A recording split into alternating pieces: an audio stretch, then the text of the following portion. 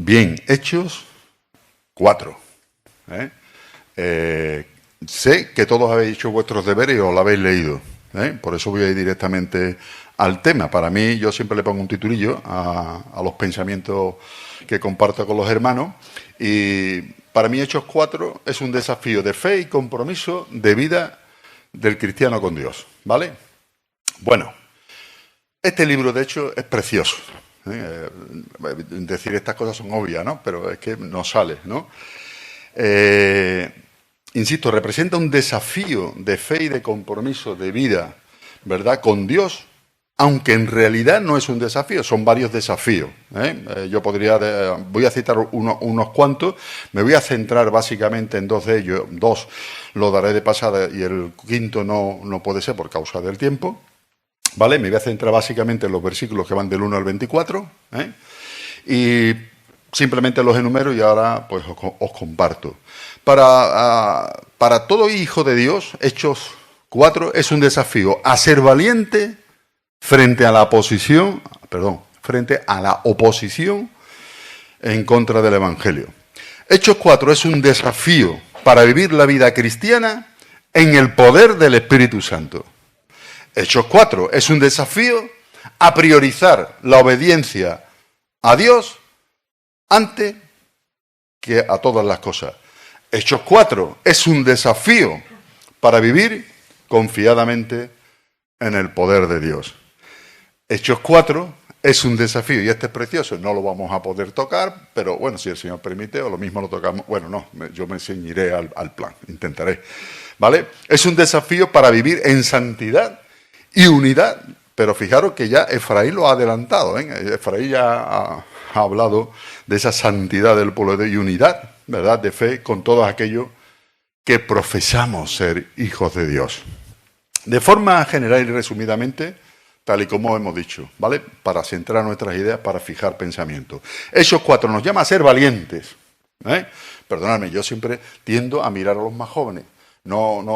Pero es que, y además, el tema de hoy lo requiere, ya os digo. Nos llama a ser valientes. Ahora voy a mirar para los más mayores. Nos llama a ser llenos del Espíritu Santo. Nos llama a confiar en el poder de Dios. Y nos llama a priorizar la obediencia a nuestro Señor y a vivir en unidad y en santidad con el resto de los hermanos. Por otra parte, en este capítulo de Hechos, posiblemente observamos, vamos a decir, observamos la primera persecución formal, por decirlo de alguna manera, a la Iglesia del Señor. Y también lo que significa vivir la vida cristiana en el poder del Espíritu Santo. Este capítulo 4 narra de forma general, ¿vale?, los resultados. Y ahora luego me explicaré, ¿no?, los resultados del segundo sermón de Pedro y las consecuencias de las bendiciones que supuso la conversión a Cristo de más de 5.000 hombres. Observamos el arresto de los apóstoles, el posterior encarcelamiento, la instigación de los saduceos, y pensadlo bien, luego hablaremos un poquito más. El único motivo por el cual fueron encarcelados, fueron perseguidos, fue la bendición, pensadlo bien, fue la bendición de la proclamación del Evangelio y la bendición que supuso la predicación de la resurrección de nuestro Señor Jesucristo, de la cual hoy hemos hablado, ¿vale? Hemos dicho, primero, es un desafío a ser valiente ante la oposición del Evangelio. De forma muy resumida, anticipo. En Hechos 4 vemos a Pedro y a Juan, que son arrestados por predicar a Jesús y por predicar la resurrección de Jesucristo. Y que a pesar de todos, a pesar de esas amenazas, a pesar de la persecución, ellos se mantuvieron firmes en la fe y en la proclamación de la verdad. También vemos que este pasaje nos desafía a nosotros, por lo tanto, a ser valientes en nuestra fe, incluso cuando nos enfrentamos a la oposición, a las dificultades o al rechazo de los demás por perseguir a Jesucristo. Yo creo que no estoy hablando nada que ninguno de nosotros ya hayamos experimentado. Y nos habla de que dicho eso, ¿vale? En Hechos de los Apóstoles, pues podríamos decir que estamos viendo la primera persecución formal de la Iglesia y observamos también, a mí eso la verdad me conmueve y me alienta, la valentía de nuestros hermanos, de aquellos primeros discípulos, hoy me ha encantado escuchar estas palabras, ¿no? Discípulos de Cristo ante la oposición. Versículos 1 y 2. Mientras ellos hablaban al pueblo, vinieron sobre ellos los sacerdotes con el jefe de la guardia del templo y los saduceos, resentidos desde que enseñaran al pueblo y que anunciaran en Jesús la resurrección de entre los muertos. Y aquí me gustaría resaltar algo que yo creo que tiene cierta importancia. Lo digo por las consecuencias, lo digo por las experiencias, lo digo por, como se suele decir, por lo que vivimos nosotros día a día. Recordemos que los que lideraron la persecución contra nuestro Señor Jesucristo y que culminó con su crucifixión en la cruz del Calvario fueron las autoridades religiosas encabezadas por los fariseos, ¿vale? También sabemos, perdonadme, voy rápido, obviamente, y resumiendo mucho, ¿vale? También sabemos que posteriormente a algunos de aquellos fariseos se convirtieron a Cristo. Caso de Nicodemo, el propio José de Arimatea, más tarde, nuestro querido, preciado hermano y apóstol Pablo. Muy bien, ¿vale? Entonces, fijaros, hubo muchos fariseos, al parecer, que llegaron al conocimiento de nuestro Señor Jesucristo. Y al parecer la enemistad, esto es ponerlo entre comillas, ¿vale?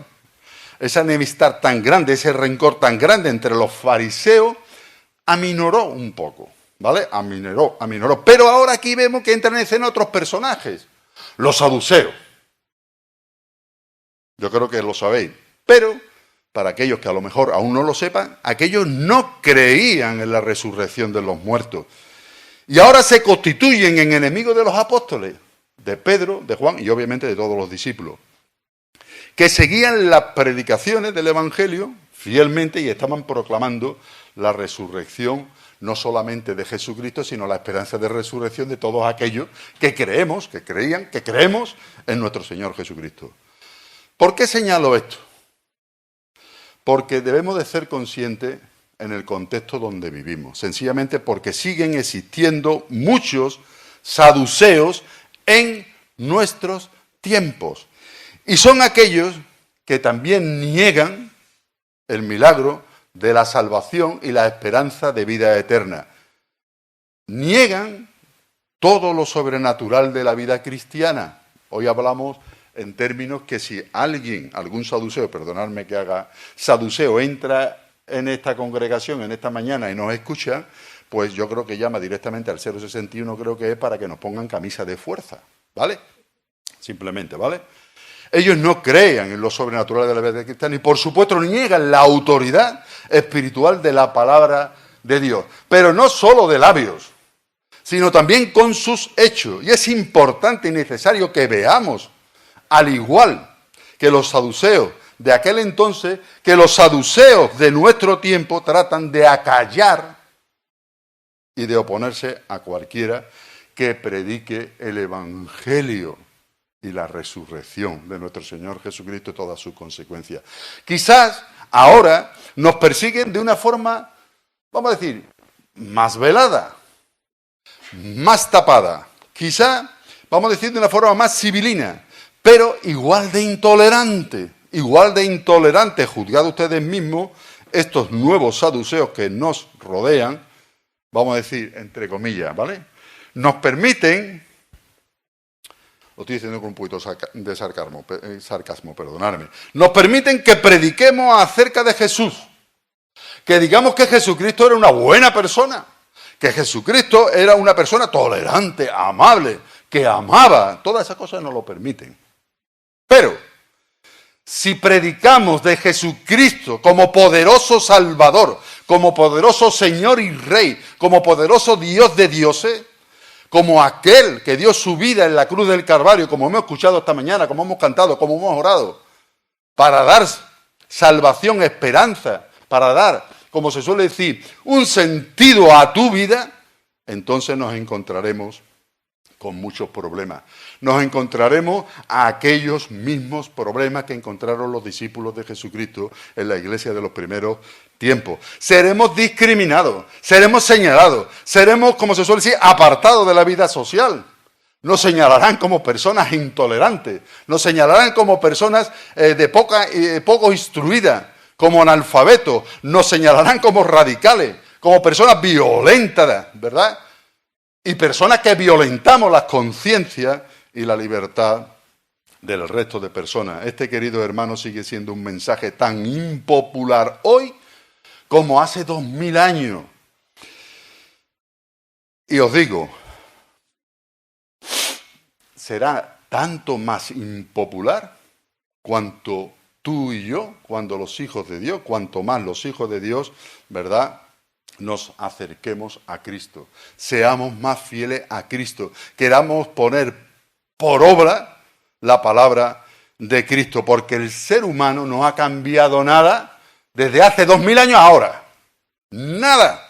Seguimos siendo los mismos hombres con las mismas, vamos a decir, taras que tenía el hombre hace 2000 años. Versículos 3 y 4. Y les echaron mano y lo pusieron en la cárcel hasta el día siguiente, porque ya era tarde.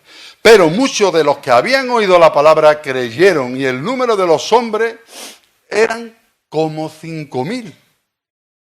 Decía al principio, mantenerlo en la cabeza, por favor, que todo lo que ocurrió, que todo lo que ocurrió, ¿verdad?, o mejor dicho, que todo esto ocurrió en los alrededores del pórtico de Salomón, después de que Pedro y Juan, ¿verdad?, dieran el primer sermón, por decirlo de alguna manera, y tras la bendición que supuso la salvación de más de 5000 hombres, sin contar, obviamente, mujeres y niños.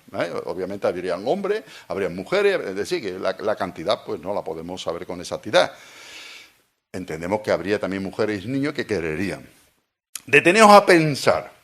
Se convirtió a Cristo en aquel día una multitud de personas, podríamos decir, espiritualmente hablando, una tremenda pesca milagrosa, muy difícil de repetir en la historia de la Iglesia, en toda la historia de la Iglesia. Y debemos reparar detenidamente en este hecho, porque muchas veces, lo estoy diciendo con toda humildad, con todo el respeto, simplemente porque entiendo que habrá personas aquí, vamos a decir, en una campana de Gauss, por decirlo de alguna manera, que tienen un conocimiento bíblico muy alto, otros que tendrán más bajo y otros que tendrán un conocimiento mío. Pero pensar en esto, ¿vale?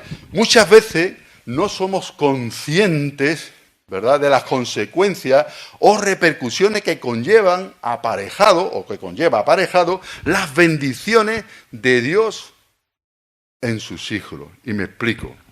A veces somos bastante, creo, infantiles, a veces somos bastante pueriles al considerar y valorar las bendiciones del Señor, y que no pocas veces pensamos con mentalidad de hombres naturales, de hombres no regenerados, al valorar estas bendiciones, ¿verdad? Sinceramente creo que pensamos muy material o muy materialistamente cuando hablamos de las bendiciones. Nos olvidamos de las repercusiones espirituales y también de las consecuencias de las bendiciones del Señor en la vida de los hijos de Dios. Pedro y Juan lo llevaron a cenar, creo, ¿vale? Después de cenar, estuvieron compartiendo una película y luego lo llevaron al cine. ¿Sí o no? ¿No? ¿Qué le pasó a Pedro y Juan? Lo cogieron y lo llevaron a la cárcel. ¿Vale? Sí, querido hermano, si analizamos la palabra de Dios, Lo veremos muy fácilmente. Podemos observar fácilmente que las bendiciones de Dios suelen ir, no pocas veces acompañadas de sufrimiento. Y por muy diferentes motivos. Pero fundamentalmente por causa, yo voy a citar dos, ¿vale? Pero hay muchísimos más. De un mayor discernimiento espiritual. Cuando Dios te bendice, te da mayor discernimiento espiritual de las cosas, ¿verdad? Entonces mira si ves. Cuando Dios te bendice, escucha y oyes. Te das cuenta de la realidad, de la verdadera realidad. Y también, ¿verdad? Cuando Dios te bendice, sufrimos por causa de la violencia circunstancial que provoca el testimonio de Cristo en aquellos que son enemigos de la cruz, de los saduceos. ¿Vale? Debemos de meditar seriamente en el desafío que el propio Jesús nos lanza a aquellos que deseamos vivir como sus discípulos. ¿Os acordáis de Lucas 9:23? Jesucristo le decía a los que le rodeaban, y decía a todos, si alguno quiere venir en pos de mí, niéguese a sí mismo, tome su cruz y sígame. Perdona, es que estoy un poco resfriado todavía. Y debemos de entender algo importante, queridos hermanos. El Señor tiene preparada una cruz particular para ti y para mí. Una cruz personalizada para ti y para mí. Para cada uno de sus hijos. Mi cruz es diferente a la tuya. No mires la cruz de tu hermano. Mira tu cruz, la que Dios te ha puesto a ti. ¿Verdad? Porque Jesucristo nos hace un traje a medida a cada uno de sus discípulos. ¿Y sabéis ese traje a medida para cada uno de sus discípulos qué objetivo tiene? Pues nos enseñará a andar en los caminos del Señor, a crecer espiritualmente, a lograr la estatura de Cristo, a comprender al hermano, a comprender las necesidades del que tengo enfrente, a comprender la lucha en la que estamos todos y cada uno de nosotros involucrados. Sí, queridos hermanos, hoy, al igual que entonces, son muchos los enemigos de Cristo. No tengáis miedo. Dios es más grande, como diremos luego, ¿verdad? Son muchos los enemigos de Cristo que saldrán al paso para estorbar la obra de Dios. Esta obra preciosa, por ejemplo, que estáis haciendo ahora en Montequinto y sus alrededores, ¿verdad? Y que pondrán obstáculos a tu vida. Pondrán obstáculos a la iglesia, no solo para que no acepte la salvación ya, no solo para que no acepte la esperanza de vida eterna, sino para que no siga los pasos de Jesucristo, para que no, como también hemos escuchado, aunque sean pinceladas, ¿verdad?, te desarrolles en la santificación que Dios ha preparado para todo y cada uno de sus hijos, para que no entregues tu vida al servicio de Jesús, para que no entregues tu vida, ¿verdad?, al servicio de la iglesia. Siempre encontrarás la oposición de los saduceos de este siglo y necesitarás ser muy valiente y ser muy esforzado. Eso es lo que nos enseña la palabra de Dios y de ahí la importancia del segundo desafío que veremos a continuación. Pero fijaros lo que dice el versículo 5 y 6. Aconteció al día siguiente que se reunieron en Jerusalén los gobernantes, los ancianos y los escribas, y el sumo sacerdote Anás y Caifás, Juan, Alejandro y todos los que eran de la familia de los sumos sacerdotes. Os doy simplemente una pincelada para que también meditéis en estas cosas. Vemos cómo nuevamente estaban allí con toda astucia y malicia, Anás y Caifás. Anás y Caifás, los dos hombres que condenaron a muerte a Jesús. ¿Por qué lo digo, querido hermano? Porque debemos de tener en cuenta una cosa muy importante, queridos hermanos. Los instrumentos de Satanás son muy persistentes. No os confundáis. Son muy persistentes. Efesios 6, 12. No tenemos lucha contra carne ni sangre, sino contra principados y potestades del aire. Mirad, cuando aceptamos, ¿verdad?, el señorío de Cristo en nuestra vida, cuando aceptamos a Jesús como Señor y Salvador, todos y cada uno de nosotros nos involucramos en una guerra espiritual, en una guerra cósmica de dimensiones desconocidas, inconmensurables para nosotros, y sin cuartel. De ahí que la entrega y la valentía han de ser dos características indispensables del creyente en Cristo. Segundo desafío, ¿vale? No sé si voy en tiempo. Es un desafío, ¿verdad?, a vivir la vida cristiana en el poder del Espíritu Santo. Queridos hermanos, yo os anticipo, ¿verdad?, ya por mi experiencia, ya son algunos años, ya vamos uno peinando canas, ¿vale? Vivir la vida sin Cristo, vivir la vida sin el poder y la gracia del Espíritu Santo es imposible. Imposible. ¿Vale? Desecharlo, pensarlo bien. Bueno, yo no digo, mejor dicho, voy a decirlo en forma positiva. ¿Vale? Reconsiderarlo y pedirle a Dios el poder del Espíritu Santo en vuestras vidas. Yo se lo pido por la iglesia, pero no por mi iglesia sola, por mi iglesia, ¿vale? Por esta iglesia, por la iglesia del Señor, ¿verdad? Por todos y cada uno los hijos de Dios, por todos y cada uno aquellos que se han entregado a vivir la vida cristiana, porque es imposible vivir la vida cristiana sin el Espíritu Santo, sin el poder del Espíritu Santo. Y este desafío, de forma resumida, ¿vale?, nos dice que Dios te ha dado a ti, que me ha dado a mí, espíritu de poder, espíritu de amor, espíritu de perdón, espíritu de todo lo puedo en Cristo que me fortalece. Y que nadie, ¿vale?, insisto, os baje de esa posición. Este desafío nos dice que la vida en el poder del Espíritu Santo es tener conciencia clara de que Jesucristo vive en mí y que me va a dar la gracia y el poder necesario en cada momento, en todos los momentos, incluidos los de dificultad.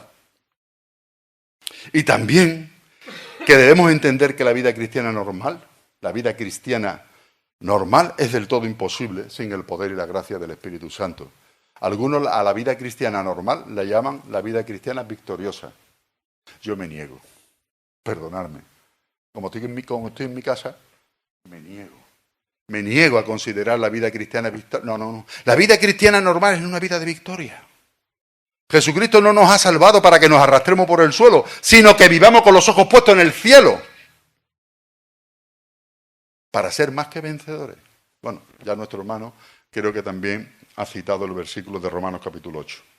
Antes que nada, permitidme, ¿vale?, voy a señalar algunos puntos importantes respecto al poder del Espíritu Santo, respecto a la persona del Espíritu Santo, ¿vale? Voy a decir 2 o 3 cosas.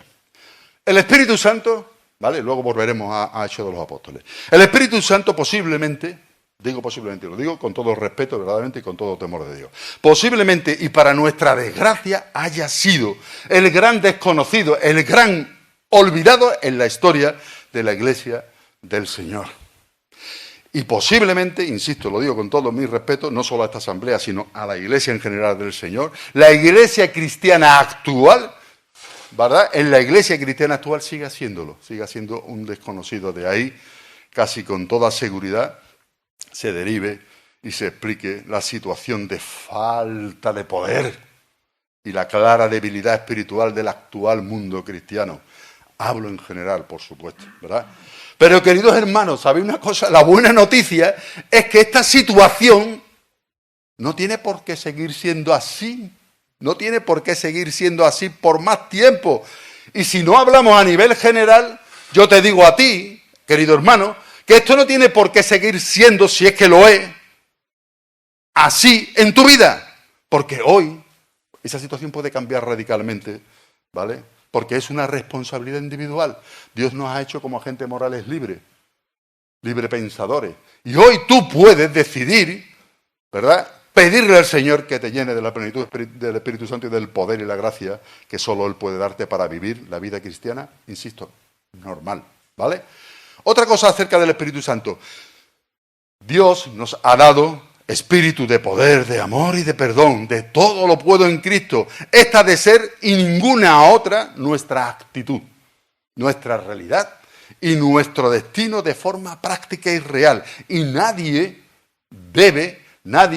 puede sacarnos de nuestra posición en Cristo. Porque en Cristo, no lo digo yo, lo dice el apóstol Pablo, lleno del Espíritu Santo, en Cristo somos más que vencedores. En Cristo, ¿amén o no es amén? Sí, amén, ¿verdad? En Cristo somos más que vencedores. Seguimos hablando del Espíritu Santo. Vivir la vida cristiana en el poder del Espíritu Santo, queridos hermanos, es sencillamente un acto voluntario de obediencia y determinación personal de acatar la palabra de Dios con fe y sin temor al precio y las consecuencias. Esto es muy fácil decirlo.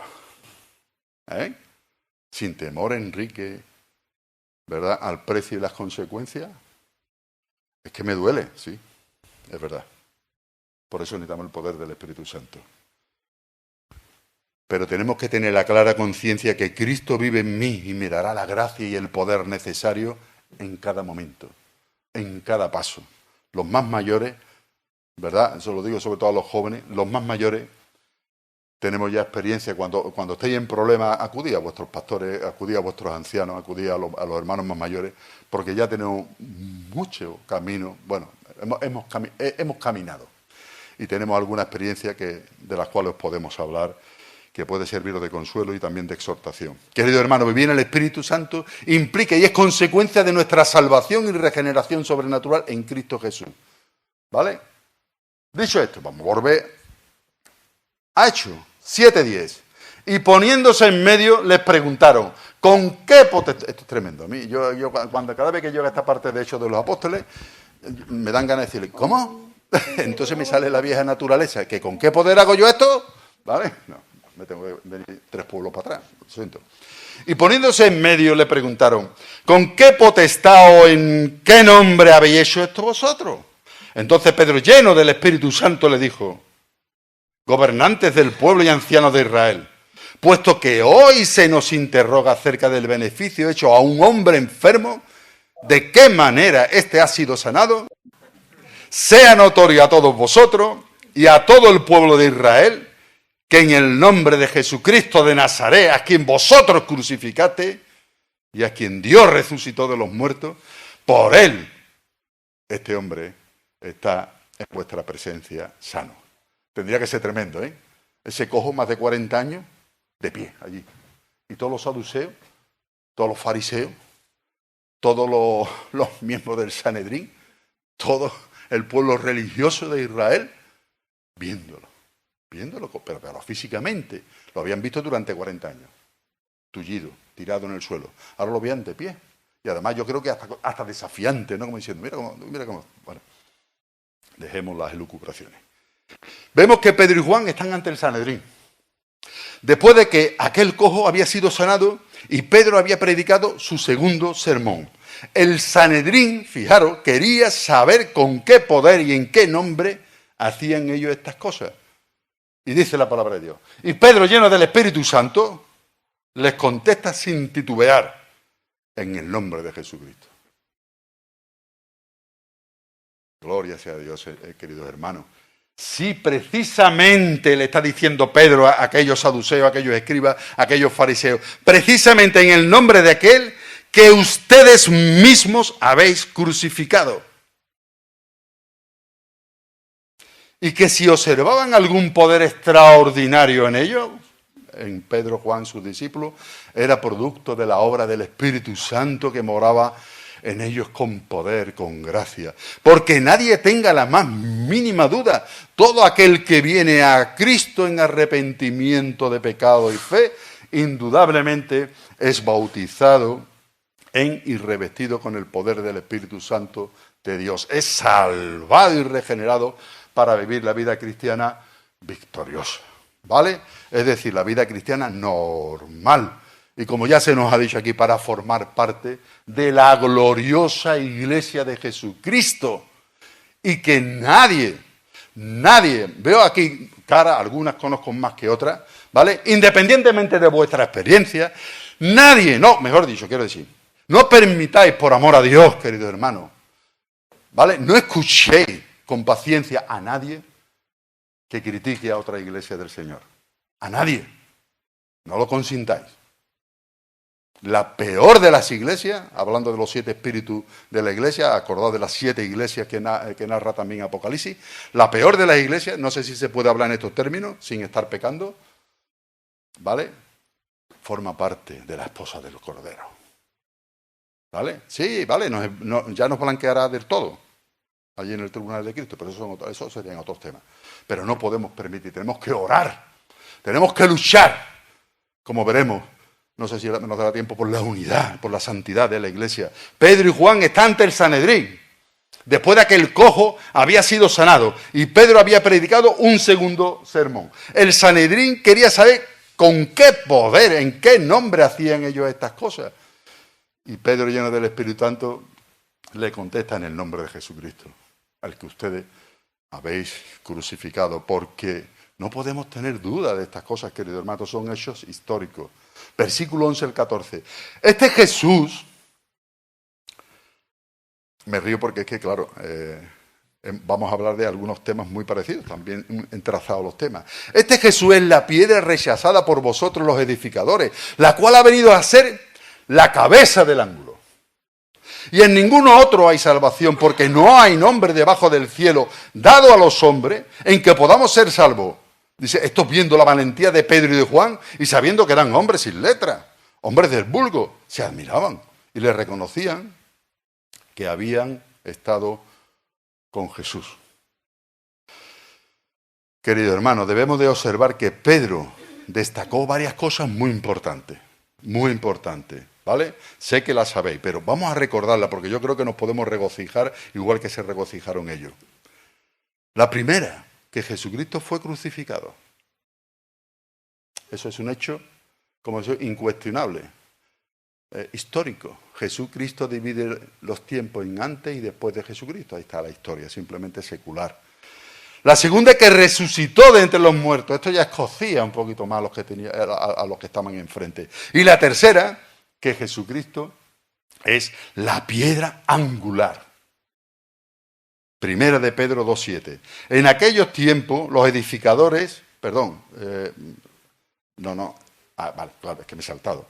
Primera de Pedro 2:7. La piedra que los edificadores desecharon ha venido a ser la cabeza del ángulo. Fijaros, claro, es que no estaba insultando a nadie, pero les estaba dando, como se suele decir, una tras otra, una lección, no solamente doctrinal, sino de fe, de lo que significa verdaderamente la vida religiosa. Hago un pequeño paréntesis. Si alguna religión del mundo pudiéramos considerar como legítima, ¿vale?, o como verdadera, si alguna, sería la religión judía, ¿vale?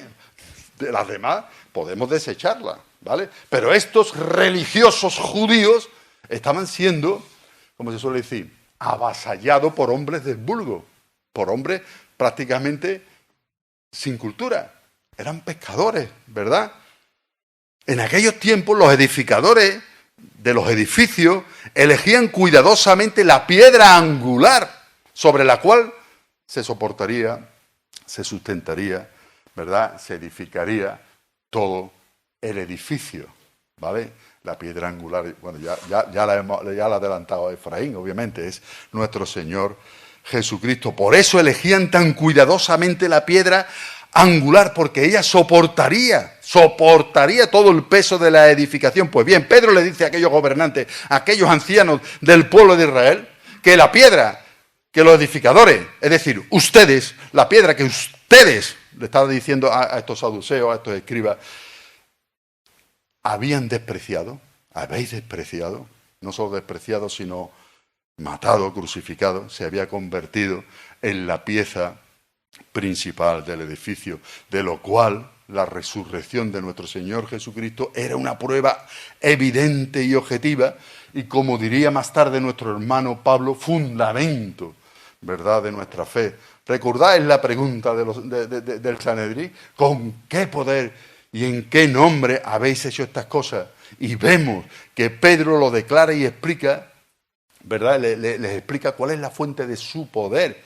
Cristo mismo habitando en ellos, ya que cuando Pedro se refirió al nombre, hace referencia a nuestro Señor Jesucristo como Señor y como Salvador, y obviamente aquel que Él envió, que es el Espíritu Santo. Y debemos de enfatizar que cuando una persona acepta el nombre de nuestro Señor Jesucristo como Salvador, como Señor, lo acepta con todo lo que ello implica.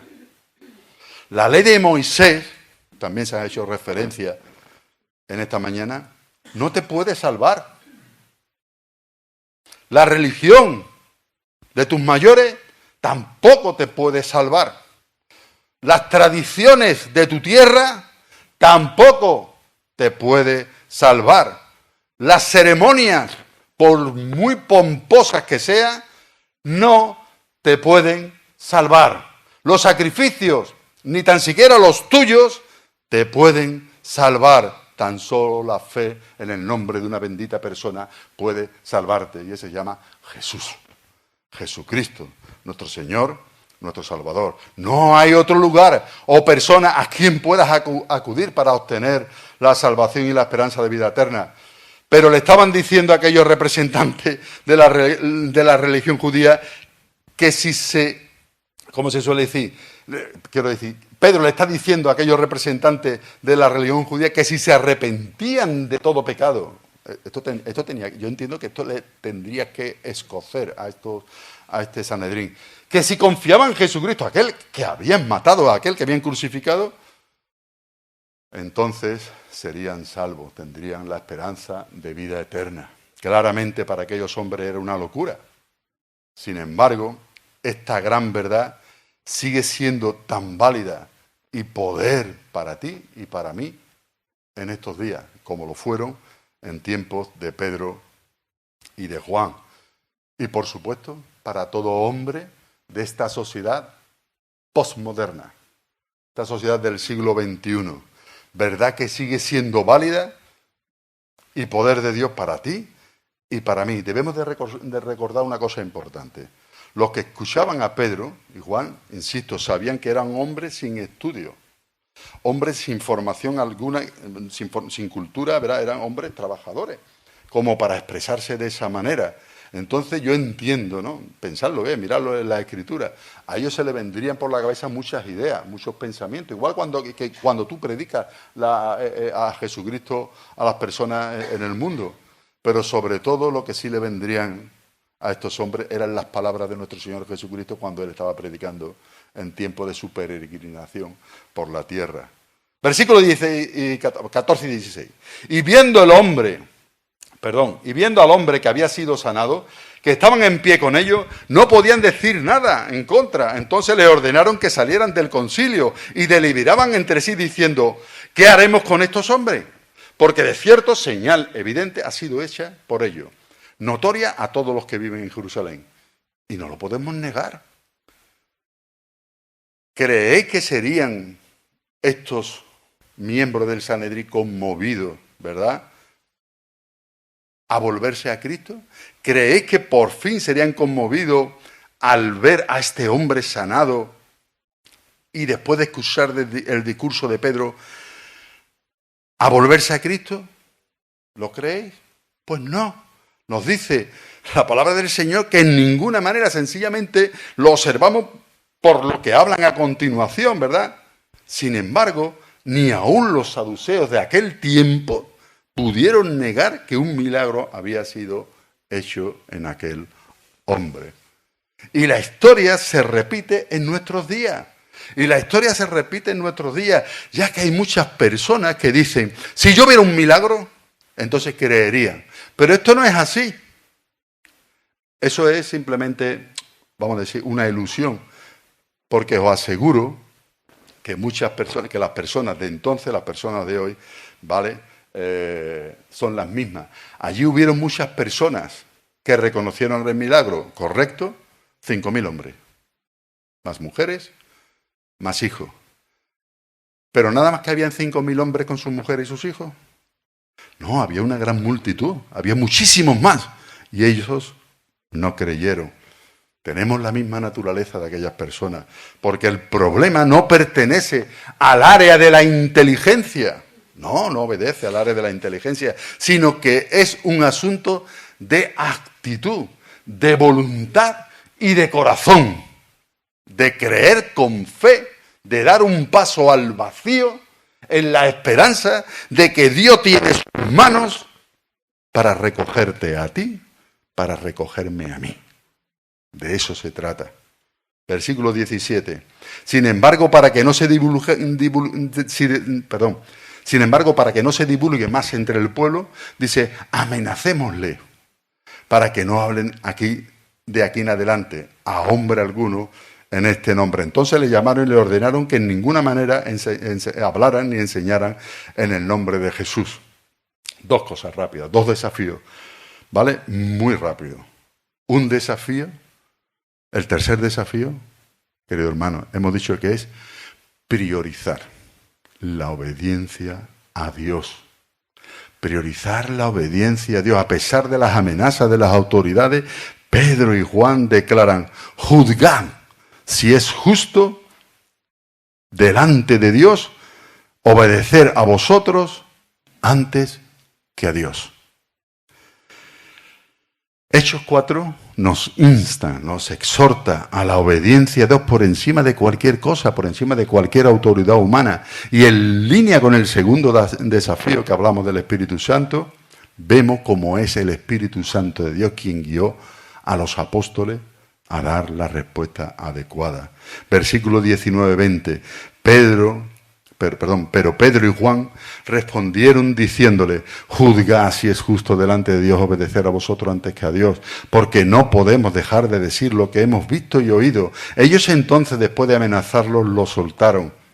No hallaron ningún modo de castigarlo por causa del pueblo, porque todos glorificaban a Dios por lo que se había hecho, ya que el hombre en quien se había hecho este milagro de sanidad tenía más de 40 años.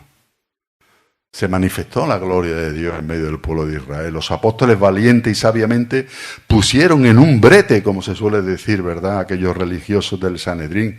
Respondieron con una pregunta que no pudieron contestar. Juzgad. Es justo delante de Dios obedecer a vosotros antes que a Dios. Porque la respuesta obvia y claramente para aquellos judíos era no. Pero callaron. No pudieron contestar, ¿verdad? Un cuarto desafío. Vivir confiadamente en el poder de Dios. Querido hermano, este es un llamado. Yo sé que a veces entran hormiguillas en el estómago. Hay situaciones que verdaderamente te entran un poquito de, ¿cómo se llama esto?, de vértigo.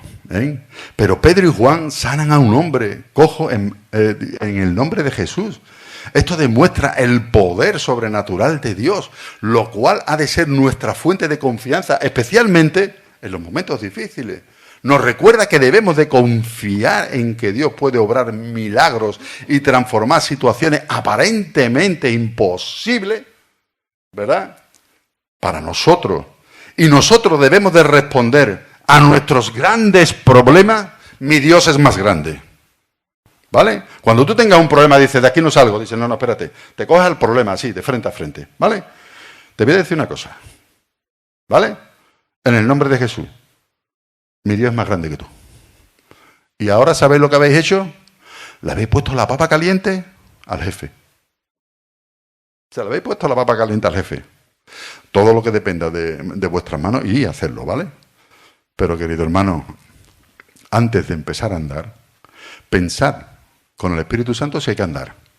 Y antes de andar, mirar con el Espíritu Santo para dónde. Porque nos podemos estar metiendo en unos perejenales muy grandes, ¿vale? Vemos desgraciadamente que el corazón de los hombres del Sanedrín no había cambiado. No habían entendido o no quisieron entender. Sin embargo, para la gloria del Hijo de Dios, para Jesucristo, los discípulos quedaron llenos del Espíritu Santo. Fijaros cómo van los versículos 23 al 24. Al ser puestos en libertad, me encanta este pasaje, vinieron a los suyos y contaron todo lo que los principales sacerdotes, los ancianos le habían dicho.